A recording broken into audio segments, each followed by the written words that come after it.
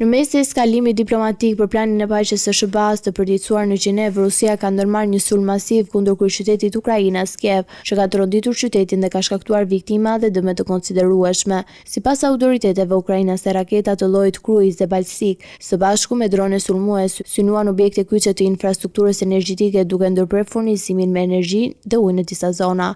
Sulmi u zhvillua në dy palë. Goditjet filluan pas mesnatet dhe pas një qetësie relativisht të shkurtër vazhduan përsëri rreth orës 5:30 të mëngjesit sipas kohës lokale. Një ndërtesë rezidenciale 22 katëshe në lagjen Pershesk u përfshi nga një zjarr dhe banorët të detyruan të largoheshin për siguri. Zelenski reagoi menjëherë ndaj sulmit duke paralajmëruar se Rusia nuk do të ndalë presionin dhe pse janë në vazhdimsi përpjekje diplomatike. Ai vlerësoi ndryshimet në planin paqësor të SBA-s duke cilësuar hapa të rëndësishëm për të theksoj se qasja diplomatike duhet të reflektojë realitetin e asaj me të cilën pala ka të bëjë. Të gjithë duhet të kuptojnë që presioni duhet të jetë i vazhdueshëm dhe i qëndrueshëm.